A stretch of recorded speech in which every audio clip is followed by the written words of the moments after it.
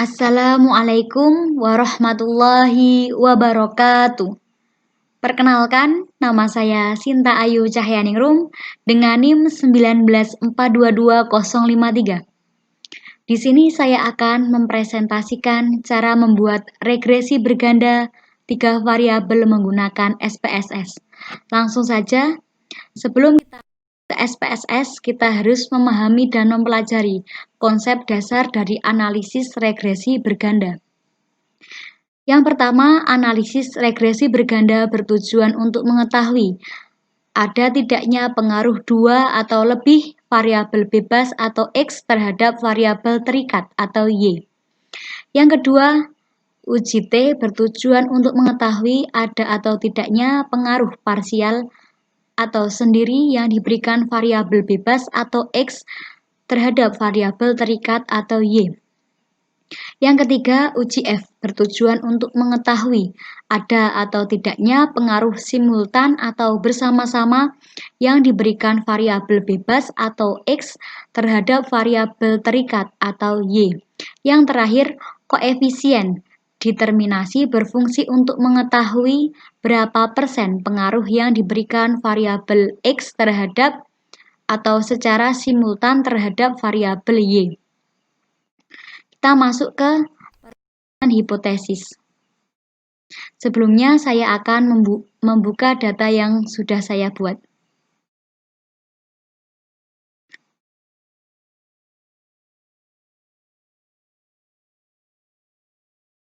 Ini.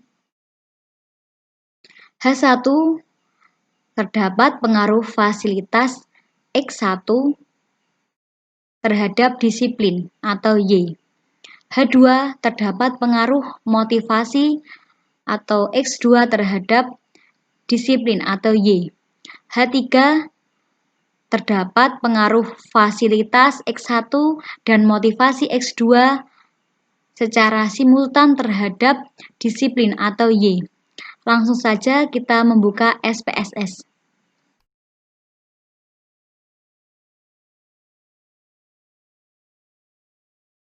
Lalu ke variabel view. Name ini diisi X1, X2, dan Y. Lalu kita isi ini fasilitas, lalu motivasi, dan terakhir disiplin. Kita masuk ke data view. Sudah X1, X2, dan Y sudah otomatis. Kita langsung kopas dari Excel. Ini ada 60 yang akan kita kopas.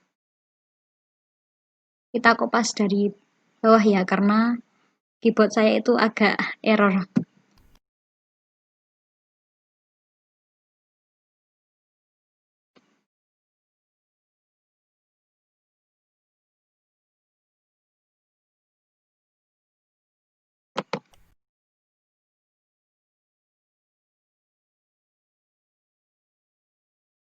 Oh,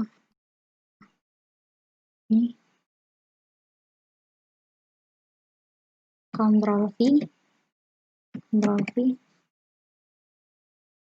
sudah. Lalu kita ke analyze, regression, lalu linear. Y itu dependent, fasilitas independen, motivasi juga ke independen. Lalu oke. Sudah.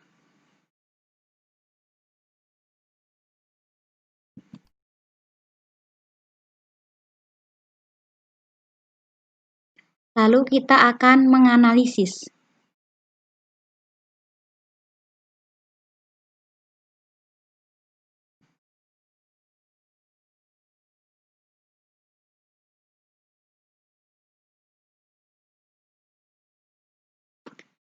Ini uji T.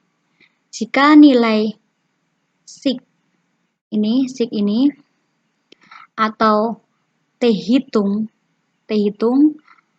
lebih besar dari T tabel, maka terdapat pengaruh variabel X terhadap variabel Y. Atau sebaliknya, jika nilai sig 0,05 ini sudah paten, jika nilai sig lebih besar dari 0,05, ini lebih besar dari 0,5 atau T hitung lebih kecil dari T tabel, maka tidak terdapat pengaruh variabel X terhadap variabel Y. Kita akan menghitung T tabel. T tabel sama dengan T A dibagi 2 N kurangi K kurangi 1. A itu 0,05, ini sudah paten, dibagi 2, jadi 0,025. N itu jumlah sampel. Sampelnya tadi ada 60. K-nya itu jumlah variabel X, kan 2, X2. Lalu min 1 itu sudah paten. Ini T-nya 0,025 dan 57. Kita langsung mencari di sini. Ini 0,025 lalu ke 57. Jadi kan ini sudah 2,002.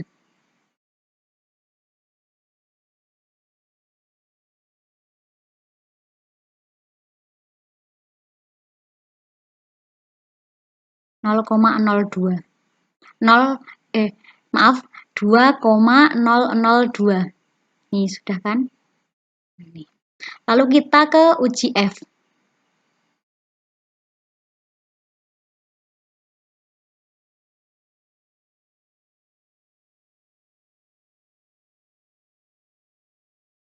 Ke uji F.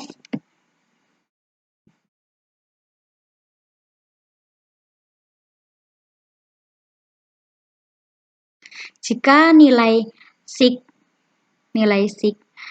lebih kecil dari 0,05 atau F hitung lebih besar dari F tabel, maka terdapat pengaruh variabel X secara simultan terhadap variabel Y. Atau sebaliknya, jika nilai sig lebih besar dari 0,05 atau F hitung lebih kecil dari F tabel, maka tidak terdapat pengaruh variabel X secara simultan terhadap variabel Y. Ini kita akan menghitung tabel. F tabel sama dengan F K dibagi N min K. Sama dengan 2 ini 2, 60 kurangi 2. Ini N-nya dari sampelnya tadi. Terus K itu X2-nya. Jadi kan 60 kurangi 2, 58. Ini tetap 2. Ini 2. Ini berarti 2 dan 58. Kita cari di F tabel.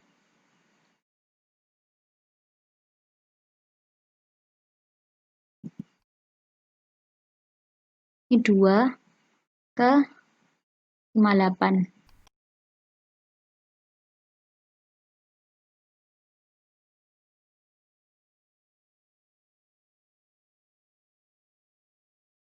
Tiga 3,156 dibulatkan jadi 3,16. 3,16. Selanjutnya,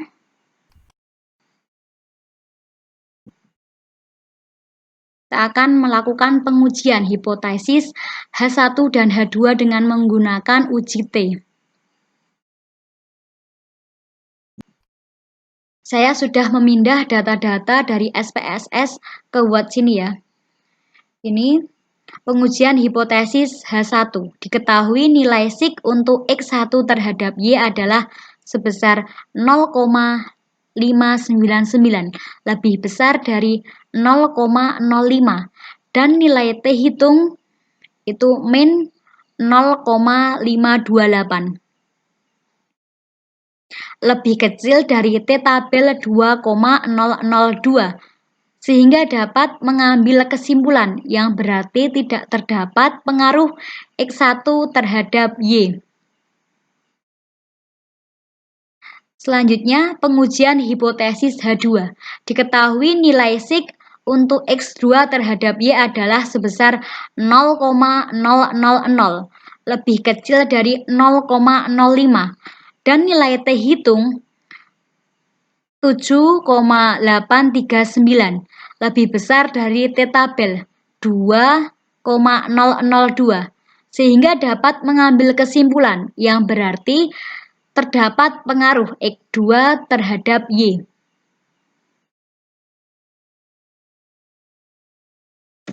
Selanjutnya, pengujian hipotesis H3 dengan menggunakan uji F.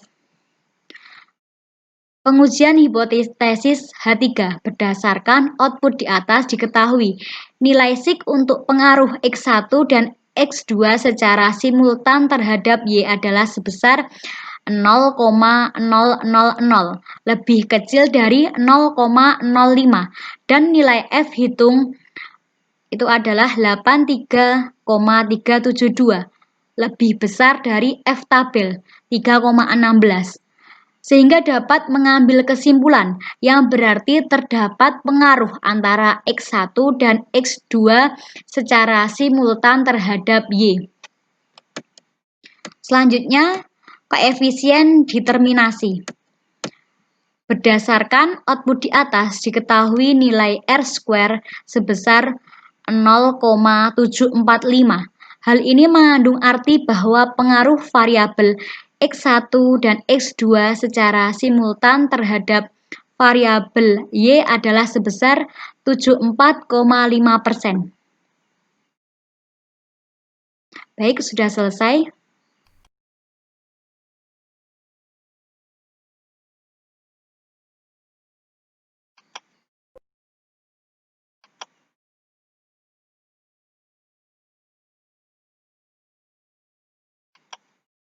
Sekian dari saya, bila ada kurang dan lebihnya mohon maaf.